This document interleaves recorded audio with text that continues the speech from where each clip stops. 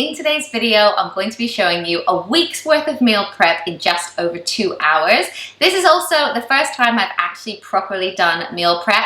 I'm really good at planning my meals for the week and I'm good at the online shopping, but where I fall down is actually meal prepping. So I thought for 2020, I would give it a go, and I spent some time planning out this meal prep. So if you want to follow along and do these recipes as well, I will link all of the details in the description down below. But I hope you really enjoy this slightly different type of video. If you do, give it a big thumbs up so I know to make more like this. And if you're new to my channel, I would love for you to subscribe and stick around if you like content like this. But without further ado, I'm going to show you how I made all of these delicious meals for the week. There are breakfasts, lunch, and dinner in this, so I hope you really like it. So the first thing that I'm going to do is put a whole chicken into my slow cooker, and I'll show you this really simple method on how I make it. I love doing this because it's great. You can have roast chicken on its own as a meal, or you also have chicken that you could then add to pastas or curries or pie. It's just a really simple way to cook chicken. So now I'm just going to chop up an onion, and I have 2 bowls in front of me. One of them I'm putting all of the offcuts in from the veggies, just saves me running over to the bin, and the other I'm just putting some of the veg in when I run out of space on my chopping board. But now that that one onion is all chopped, I'm going to then cut up 2 carrots, and I'm just going to quarter the carrots. These will cook really nicely, and then we can just eat them that way. So once you have that, you'll want to add the onions and the carrots to the bottom of your slow cooker. This is what the chicken will sit on. It kind of raises up the chicken a little bit and gives it a really nice flavor as well. So I'm just going to stick my chicken on top of that veg and then add 2 bay leaves. I was trying to wedge it into the chicken legs, but that one kind of broke. And then the last thing that you'll want to do is add 100 ml of boiling water into that as well, and then stick your slow cooker on low for 5 hours, and then you'll have a delicious cooked chicken. My boys really like this. Sometimes they want ketchup with it though, but they'll have this chicken just on its own, maybe with rice and peas or chips. But now that the chicken is on, I'm going to show you how to make a very simple homemade tomato sauce. My youngest son in particular really loves pasta with tomato sauce, so it's nice to make this one for him. All you do is add 2 cartons of tomato passata, and then what I do is fill up one of those cartons just over halfway just with plain water, and then add that in as well. Then add in 2 big garlic cloves. You cook the sauce with them in and then take them back out at the end. Big pinch of salt, and then about a teaspoon of sugar, so not as much sugar as you would get in a store-bought jar. Then literally give that a stir, and you let that simmer away for an hour on the stove. So now that that is simmering away, I'm going to chop up some of the veg. Well, actually just clean all of the veg that I'm going to use in today's recipes. So I'm going to cut veg that the boys can snack on and have with dinner. My kids love to eat raw veg, especially peppers and carrots. So that's what that pile is. This one here is for some shepherd's pies that I'm going to make. And then this pile with the big squash is for a butternut squash soup that I'm going to make, which is really, really simple. And I'm trying to be as healthy as possible in 2020. So having soup ready for lunch just stops me reaching for sandwiches or something that I shouldn't have. So the first thing that I'm going to do is chop up that butternut squash, and then I'm just washing the carrots, where I've just thought I won't peel them. If they're going into a soup, I'll just give them a good scrub before I chop them up for the soup. Just makes it a bit easier. So I'm just literally going to chop them in big pieces because I'm going to cook them down in a saucepan anyway with that butternut squash that I have also chopped up. I'm also going to add in some celery to this soup. I have about 3 sticks of celery here, and again I'm just going to really roughly chop it and then add that to the veg. And I'm also going to add in 1 onion, which I'm just going to cut into wedges really roughly as well because it's all going into a soup. But I've really been enjoying eating soup lately. I think this is the 3rd week that I've made one, so I would be really interested if any of you guys make soup regularly, if it's worth investing in a soup maker. I've been looking at them and I'm just like, would I use it? Is it worth the investment? So let me know if you guys use one or not. But that's all the veg that's going to go into my soup. So now I'm just going to check that my chicken chicken is cooking away nicely in the slow cooker, as well as the tomato sauce is still just simmering away nicely. So now I've got my biggest saucepan, and I'm going to add a little bit of olive oil into the bottom of it, and then add in 2 cloves of garlic, which have been chopped up, and then a chunk of ginger. I think the recipe I read said to add a thumb of ginger, and I was grating this in, and then I realized, like, this is a soup, it's going to all get whizzed up. So I don't know if I had to grate it in. I probably could have just chucked it in, but now I'm going to add in the onions, the carrots, and the celery, and then let that cook for a few minutes before adding the squash and the vegetable stock. But while that cooks, I'm going to then prep some of the things that are going to go into my shepherd's pies. I found this shepherd's pie recipe just on BBC Good Food website, I think. I will link everything down below, and I've also done a whole blog post on everything that I'm making today. So if you don't want to have to do all the planning for this meal prep, it's all done. You can just follow along. So the first thing is to finely chop an onion. So I'm going to do that and just stick it straight into a casserole dish. Then I'm also going to go over and give the veg for the soup a stir, as well as the pasta sauce, before I keep prepping for the shepherd's pie. So I'm also adding in 2 celery sticks to the shepherd's pie, again just chopping that up finely, and then I'm also going to be adding in 3 carrots as well. But shepherd's pie is such a good one, especially for this time of year. It's just so warming and such a hearty dinner, and all of the boys really enjoy it. Matt loves it as well. It's a nice one because it's got all the veg, the meat, and the potato in it, so it's like a whole meal in one. But now back to the soup.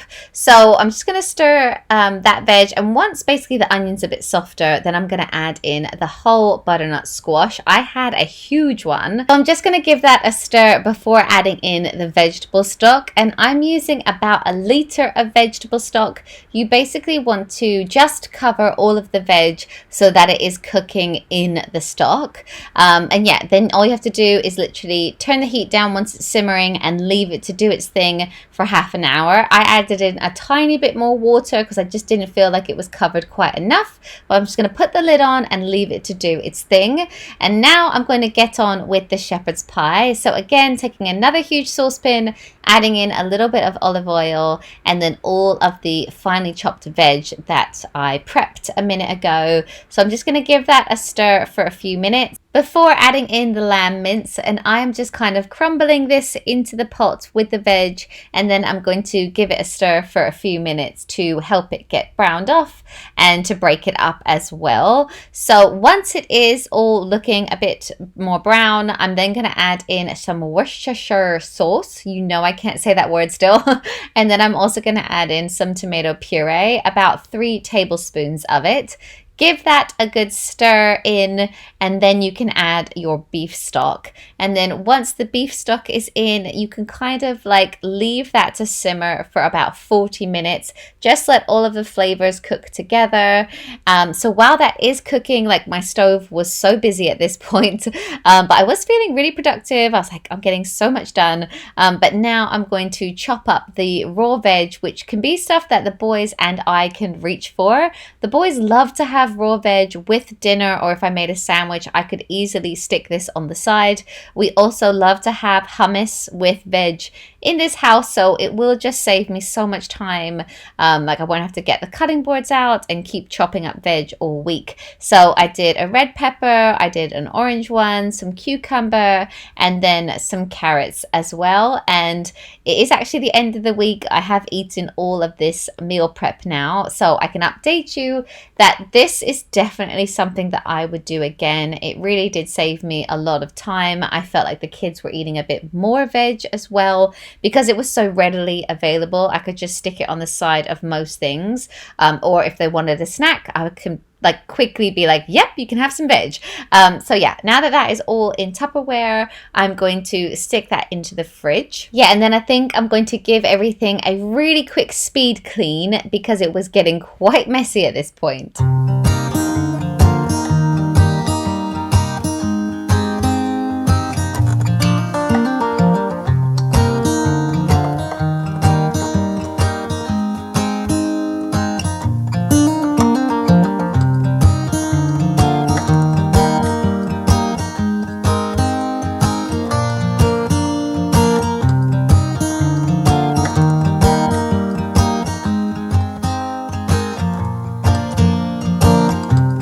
Now that's a little bit better. So now I can get on with the topping for the shepherd's pies. So it's basically just mashed potato. So just make it how you normally would. I'm just chopping up about 5 to 6 potatoes, peeling them and chopping them, sticking them into some water as well. And once I've done that, the soup was ready to go. So I actually borrowed my friend's Vitamix for this to blend it all up. And I just used a ladle to spoon some of the veg in, and then I also added in some liquid. Because I made so much soup though, I had to do this in 2 halves. So I had to do half of the veg and then another half in a minute, but it was really good at whizzing it up, and I just kept upping the speed of it as I went. So I went from literally like 1 to 10, and it did make it very nice, like a very nice smooth soup. Now I'm going to put it all into Tupperware so that I can have this throughout the week for lunches for both Matt and I. And with this soup, I really love to add chili flakes on top. So when I do actually eat it, I'll put chili flakes on it for me just to like spice it up a bit. But the boys, if they eat it, they just basically use it as a dip for their bread. But yes, so I'm just putting the mashed potatoes on because I now have a little bit more space on the stove. And by now the pasta sauce has simmered for ages as well. So the last thing I'm going to do is add in some fresh basil to that and then give it a stir as well before storing it in a container. I'm going to put this in the fridge once it's cooled down because I know I'm going to use it this week. But if you were making this for a toddler or a baby, you could totally freeze it in ice cube trays and then get out a cube as and when you needed it. But now that that's done, I'm going to make some egg muffins. I have featured these before on my channel, but they're a great snack or breakfast addition. So what you have to do first is preheat the oven to 180 and then grease your muffin tin. This just makes it a lot easier for the egg muffins to pop out once they're done. And for today's recipe, I'm making 12, so I'm making a lot, which means I need a dozen eggs, and I'm just putting ham and cheese into my egg muffins today because I know the kids like the ham and cheese ones, whereas if I put tomato or spinach in it, I think they're a bit more hesitant to eat it. So I like eating these. Matt will have them as well, and the kids, as I said. It's a great little like burst of protein if your kids want some eggs in the morning, and it's really, really quick because I can store these in the fridge, just microwave them as well. So I'm just putting the 12 eggs into a bowl, and I'm going to whisk that up with a pinch of salt, and then I'm just literally going to add in the ham to the bottom of the muffin trays, then pour in the egg mixture, and then top it off with the grated cheese. But literally whatever you want to put into these, you totally could. Whatever you like chives really nice in it. Spinach, as I said, is also great. And you don't want to fill it up right to the very top because these will grow in your oven. So halfway is quite a good mark. Mine are a bit over halfway, and they definitely did grow in the oven. So yeah, now I've added in my cheese. I'm just going to stick that in the oven for about 15 to 20 minutes, but I'll keep an eye on it, see if it's looking raised and brown, but that is all good. And now that they're in, I can carry on with my shepherd's pie because the mash is ready to be mashed up. So I'm adding in about 85 grams of butter, or about 1/3 of a stick. But I guess the secret to good mash is lots of butter. And then I also love to add in a tiny bit of mustard. I'm just using Coleman's mustard, but Dijon mustard works really nicely as well. Just adds a little bit to it, and it's a bit of like a secret ingredient. And then I also decided to add in a splash of milk because it was really quite thick. But yeah, I'm just mashing that by hand, and then I'm just going to layer that on top of the mince for the shepherd's pies. And as I mentioned earlier, I couldn't believe how many shepherd's pies I actually got out of this recipe, so I would definitely do it again. So yeah, I'm just using a ladle to put the mince into my casserole dishes. So I did one really big one, and this actually fed our family for 2 nights because Matt and I had larger pieces and the kids just had a small amount. Then this little heart-shaped dish will probably just feed the 2 of us for 1 night. So I'm going to stick that into the freezer, and then this slightly smaller casserole dish as well. So yeah, it's been a great way to batch cook these shepherd's pies. And then I'm just going to layer on the mash and then rough it up with a fork, and then they're all ready to go.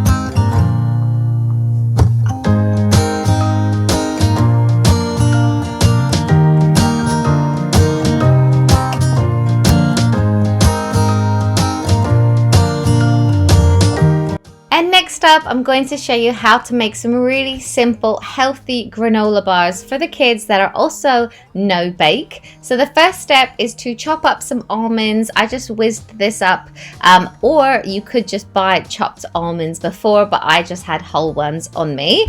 And then you'll also want to whiz up some medjool dates. I was checking that there were no stones in the dates, but these are great. They make a paste which will help to hold together the granola bars, and these are also so sweet, so it really sweetens up the granola bars as well. Once you've done that and you've got a nice paste, as you can see here, then you'll want to go to the hob and then add in some honey. Again, like exact measurements will be linked down below. And then you'll also want to add in some almond butter. Well, I'm using almond butter, but I think you could use any nut butter. Just stir that together until it's a nice texture and it's all really mixed. Like I was breaking up any chunks that were in the almond butter as I went. Then get a big bowl and add about 1.5 cups of oats, as well as your chopped up almonds, the date mixture, and the honey and nut butter mixture as well. So you basically want to whack everything in a bowl together and then mix it. I do this with my hands to get it a really nice texture and just like really mix it all together. But it's worth saying with these granola bars that you could add in any ingredients that you want to really. If you wanted to make them more of a treat, you could add in like chocolate chips, you could add in little marshmallows, you could add in like anything you really want to, raisins. It's, you know, whatever you think your children will like. I also like these as well. It's definitely a healthier snack than reaching for like a biscuit or something like that. Once you have mixed it all together, then I'm lining this baking tray with some baking paper, and I'm actually going to grease it with a tiny bit of butter as well, just to make sure it will pop out fine at the end.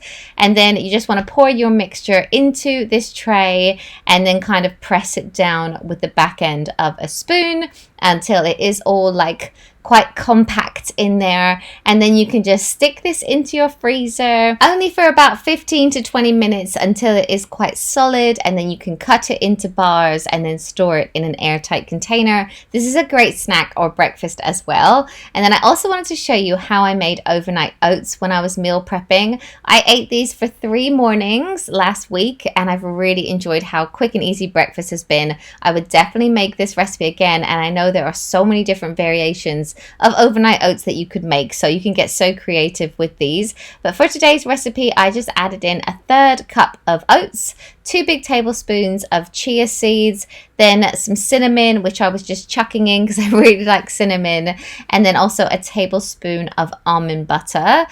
So yeah, I just stuck that in, and then you want to add in some milk. I'm using coconut milk, but you could use almond milk, soy milk, normal milk, whatever your preference is. And I added in nearly a cup, I think, but yeah, it depends how creamy you want it. But again, all of the details for this recipe are in the description down below.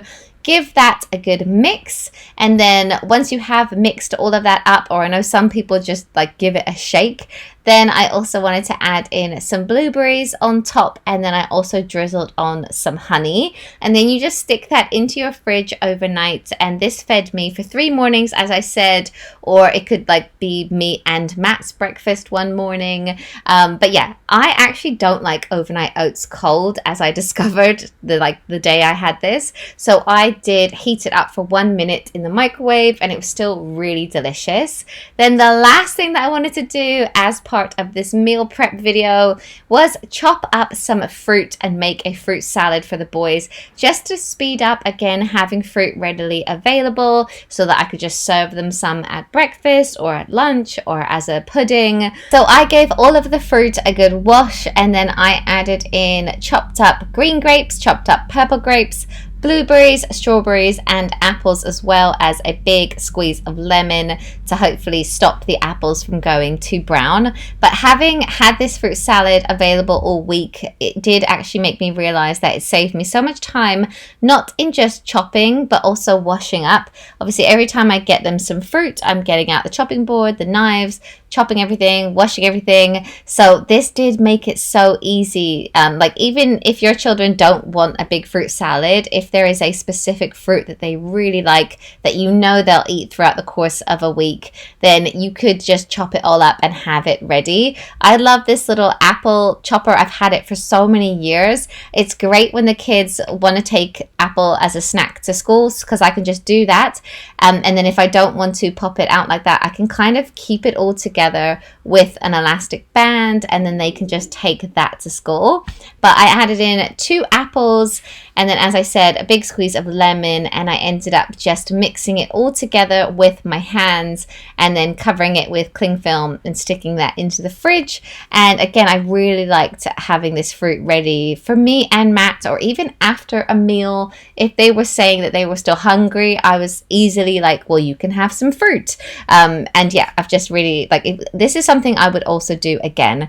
But that is pretty much it for this video. That's everything I made. As you can see, I got through so much in just over 2 hours. I could not believe it.